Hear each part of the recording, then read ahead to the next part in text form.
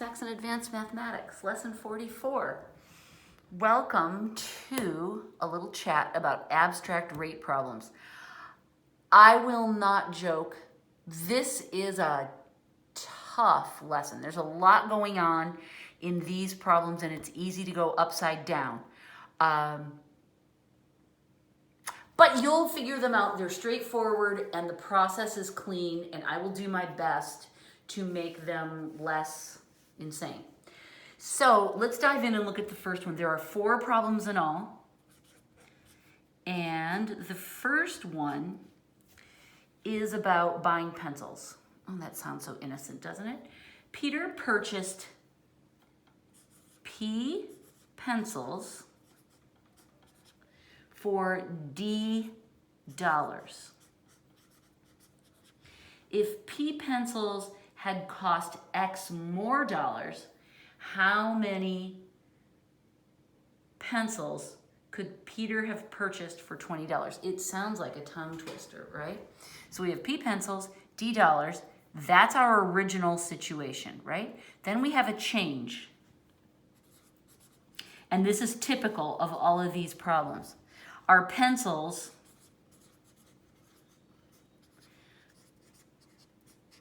cost X more dollars, okay? So what we're gonna do is first, we're gonna use this information to find an original, I spelled that wrong, original rate. And I'll talk more about that in just a minute. The second thing that we're gonna do is we're going to change the rate. And then the third thing we'll do is to calculate the answer. I'm not gonna write that down yet because I wanna leave myself room to do this work. All right, when we have 2 items like this, we can actually create 2 rates.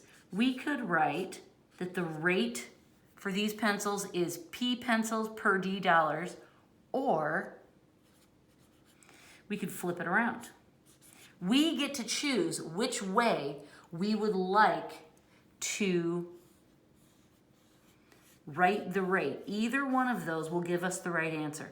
And one of the things with these problems is there are multiple ways to do them. So sometimes that makes you a little crazy too. It's good news, bad news situation. So what we know is that we're gonna take the rate and we're gonna multiply it by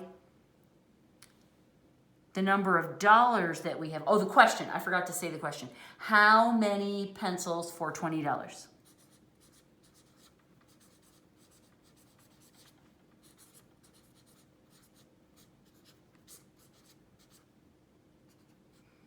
Okay, that's what we're trying to answer. Okay, so that'll be the third thing, is we use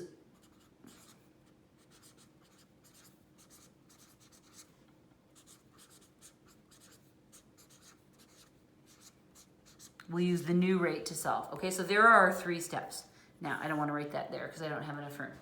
All right, so we know that what we want our calculation to look like is it's going to be rate times, I'm going to put in parentheses, rate times the number of dollars we have available will equal the number of pencils. Okay, so we know that this is going to be $20, right?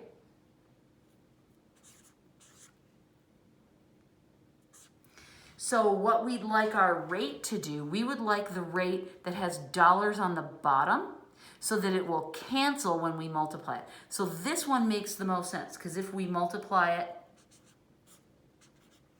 P over D, and then this is $20, then the dollars were canceled and our answer will come to us in pencils. That's what we want. However, we see this is the original rate, but now we need to change it because the pencils cost X more dollars. So we have to go to the dollar part of our rate and we have to add X. So our original rate is this one. We chose it because we can see that in the end, we're gonna wanna cancel against dollars, so we want dollars on the bottom, so they'll cancel, and then we'll be left with pencils, and that's what we want. So this is the one that we choose, and then we need to adjust it because the pencils cost X more dollars, so that's why we change this rate to this. So this is step 2. This is step 1, find the original rate. This is step 2, adjust the rate. Right? We add X because pencils cost X more dollars. So D plus X equals the new amount. Then we multiply it by 20 and our answer, it helps to put this over a 1 sometimes just to keep it clean. So our answer will be 20p over D plus X pencils. I'm squeezing that in, it's hard to see. Right, so that's our answer. 20p over D plus X pencils is how many pencils. Now, that's another thing about these problems that I find a little annoying is that's meaningless. Thus, the word abstract, right? It's just pushing letters around and it's kind of confusing and it would make a lot more sense if we had numbers. But the whole point of this is to say that we have the skills to do it. Even if it is just letters. Okay, so I created the new rate and then I multiply across, that's part 3 of actually solving. All right, so there's one. Let's try another one.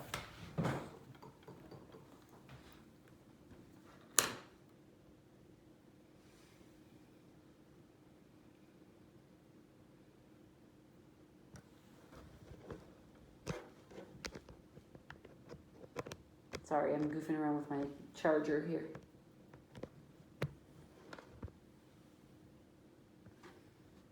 I think it's charging now. I plugged it in, but my charger was being temperamental, so I just replugged. If it dies, it dies. I'll make a part 2. I have to be fatalistic about this. All right, this time we're talking about basketballs. We're gonna use the same 2 steps. We've got B basketballs, and the amount that we paid for them is X dollars total. Now, I find this problem confusing because it's not clear to me in the way the word is, the way it's written. It says the coach purchased B basketballs for X dollars. It sounds to me like that could be X dollars each, but it's X dollars total.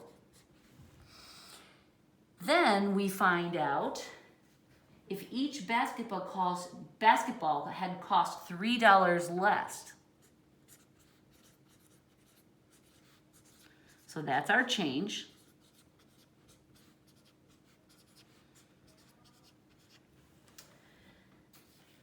How many basketballs could the coach have purchased for $200?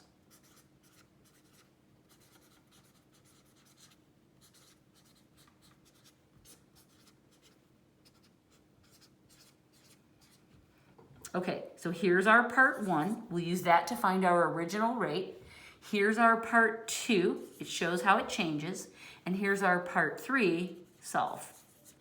Okay, so we go up here and we look at our original. We know that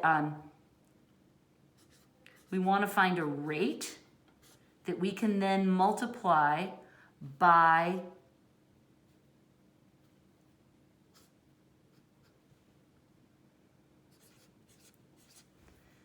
we want to multiply the rate by the number of balls and come up with $200, right? You could also write the equation the other way. You could pick the other form of the rate, multiply it by 200, and come up with the number of balls. Either way will work. In my opinion, this is the way John works it. This is the less intuitive way. I would say set up the rate so you can multiply it by 200, and that will give you the number of balls, because that's what John's asking for. But I'll do it the non-intuitive way and show you that it still works. Okay, so our original rate, we can see, is going to be, we want the dollars on top, right? Because then balls will be on the bottom. So it's X dollars per B balls. All right? But now, so this is part one. Now we want to introduce the change. Each ball costs $3 less. So we have to adjust. Here comes our second rate. That's my 2. We'll take the X dollars, but we have to subtract. It's X over B, but we have to subtract $3 for every ball, right? So we take our original rate and we subtract 3. And this is dollars and this is dollars, so that all makes sense. However, in order to make this into a single fraction, we're going to have to multiply this by B over B, right? Just so that the fractions can be combined. So my second rate looks like this. It's X over B, X minus 3B dollars over, oh, that should say dollars. Looks like dollar, over B balls. That's how we change it. Let me go through it again. That's super confusing. We started out by saying X dollars for B balls. Okay, that makes sense. Then we find out that each ball actually cost $3 less. So we take that price and we subtract 3 from it. Looks like this. Beautiful. This was not part of the same fraction. Then what I did was I multiplied this part by B over B in order to make one big fraction of it. And this is how it looks after I multiply this by B over B. This is our new, this is our new rate.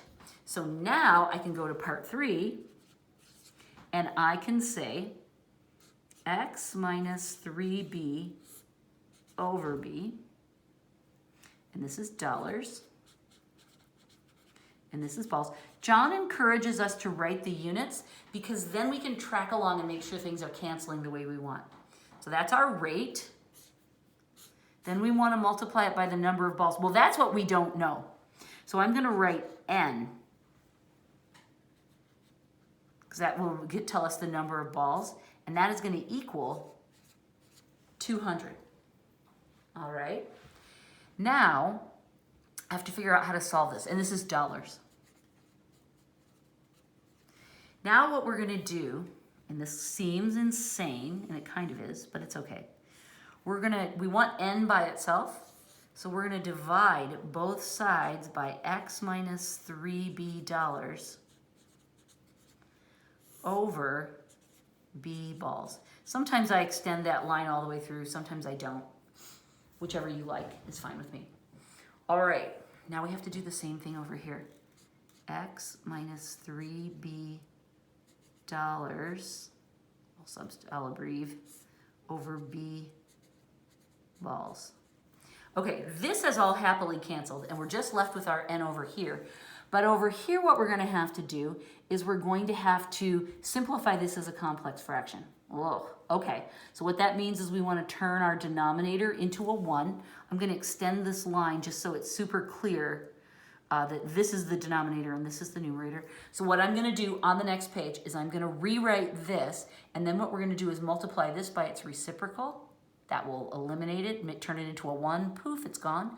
But we'll also have to multiply the top by the reciprocal, and that's how we'll get our answer. All right, so I'm going to copy this onto the next page.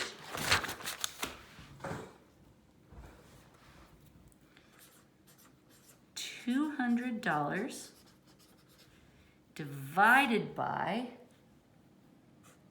X minus 3B over B.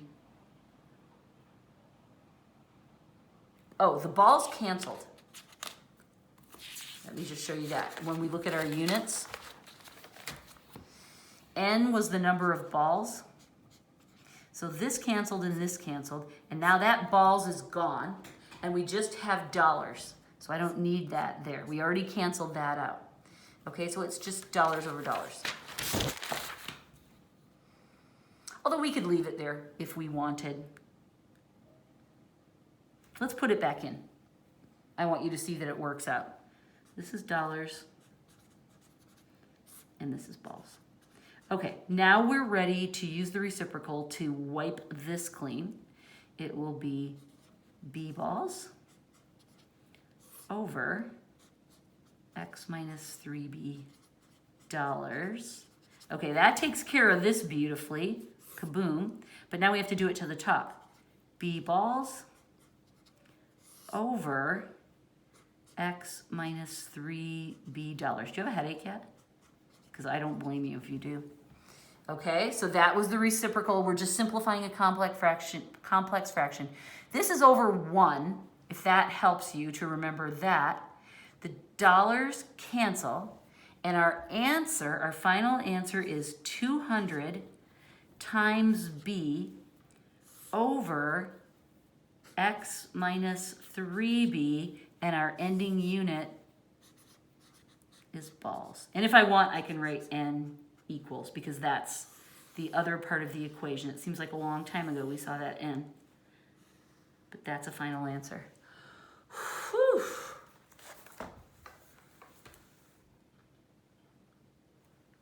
I'm double checking. Yep, that's right. That's kind of a workout, isn't it? And now it's just going to get a little crazier. We have 2 more problems, but this time we're going to have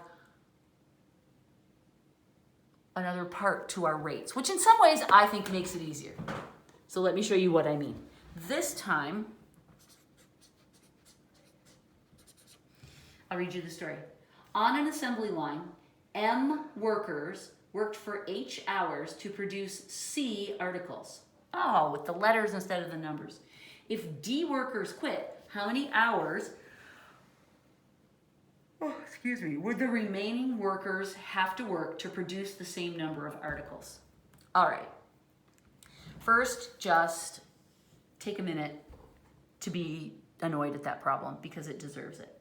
Then let me remind you that what we've got here is rate. I like to use parentheses. Rate times workers times time equals articles. And this follows the same flow as the problems we were doing before. All right? We're going to first get some basic information that will allow us to calculate this rate. Okay? So the number, it's M equals the workers. And H equals the hours, which is like the time, right? And that will allow them to produce C articles.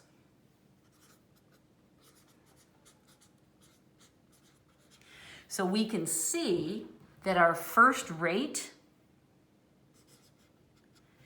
if we just mentally do the algebra to divide those away, it'll be the articles, C, over the number of workers times the hours. All right, so this is our first rate. Okay, so there it is.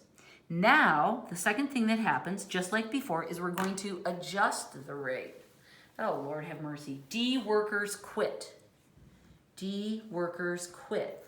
So now our rate is the same, but the workers in our second scenario equal M minus D. And so we want to know how many hours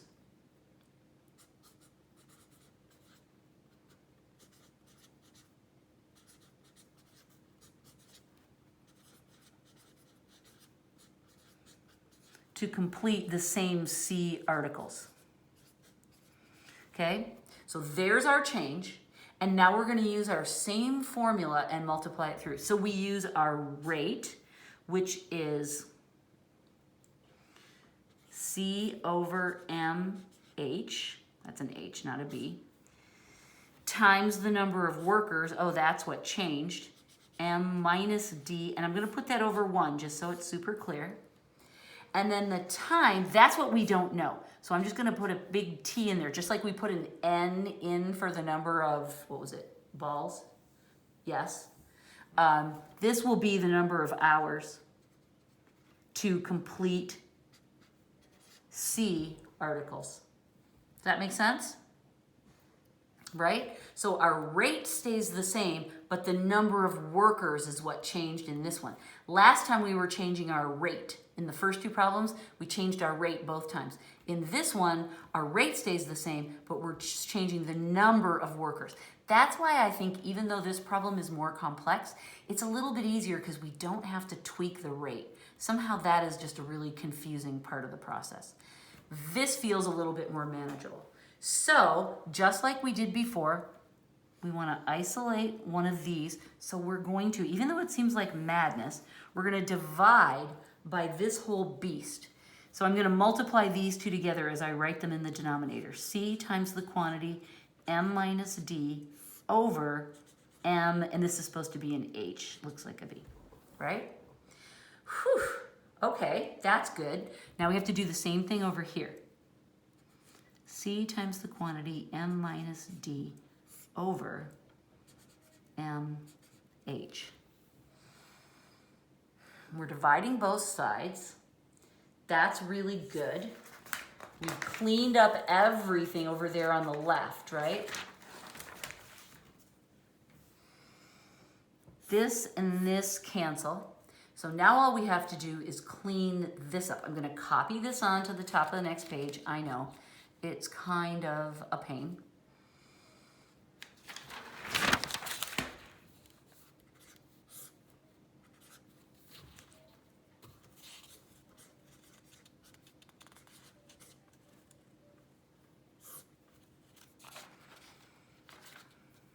Just copying it to make sure I'm right. This is the big line.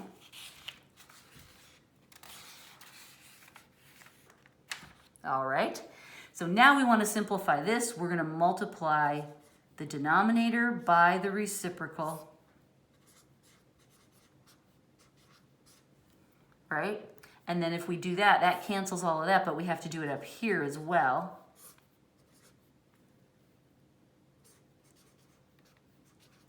Okay, this C is over a 1. If it helps you to write that in, do it. Now we're ready to multiply these two together. And I'm just going to write it out. I know this is kind of more steps than you probably need. CMH over C times the quantity m minus d. Because we are multiplying both of the C's, we can cancel those. And our final answer is that the time that it will take to complete this job after the 4 workers quit is mh over m minus d hours. Seriously, what is that, right? Notice that we're using the same 3 steps, sorry. Find the original rate, change, and this time we're not changing the rate itself, right? We didn't change the rate, we changed the workers, but change something, right? And then use the new information to solve for the missing piece. All right, let's do one more.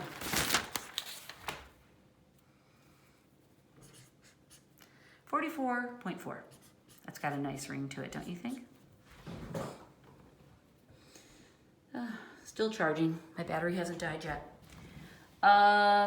Charles had P pounds of food.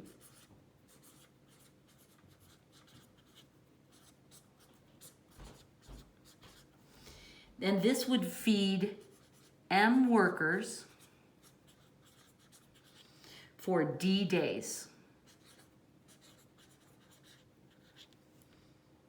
Okay, so let's find, this is all part 1. Let's find the rate of this. Okay, and it's going to look something like this. And we have to figure this out. It's kind of hard, but we're going to multiply the number of rate, or the rate rather, times the number of workers, times the time, and that will give us the food that they need. This is kind of like that problem with the babies drinking the bottles, which you know I'm obsessed with.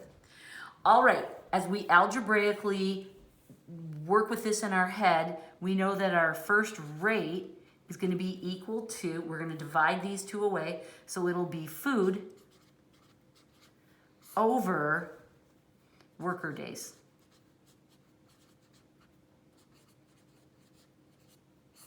right? Because we divide those two away. And another way to write this without writing the words out is R equals P over M times D. Right? This is what we need. Okay, and this is the formula that we're going to use. Something's going to change here. I forgot what it is. Oh, some more workers showed up. 30 more workers showed up. All right, so there's our first rate. Let's copy that over. R equals P over M D. Now the number of workers change. It was M. Now we have M plus 30 workers. And we want to know, we're asked to find how long the food will feed. Okay, so now we want to go the rate times the workers times the time, which we'll call T, will equal the amount. We can write food or we can write pounds, whichever makes more sense to you. Two ways of saying the same thing. All right, here's our rate. That will go here. Here are our workers. That will go there. The food hasn't changed, so that was P pounds. I'll write that down. That was in our original information. I'll show you in just a second. P pounds of food is what we had right here. All right, so I'm copying that over. All right, so we've got what we need to fill in these blanks, and then we'll solve for the missing one. So P over MD is the rate. The number of workers is M plus 30, and I'm going to put that over 1, times T equals P. Okay, so then same thing, we want to isolate the T, so we're going to divide away the product of this. That will be P times the quantity M plus 30 over MD. I'm multiplying those together, right? And then I'm ready to do it to this side.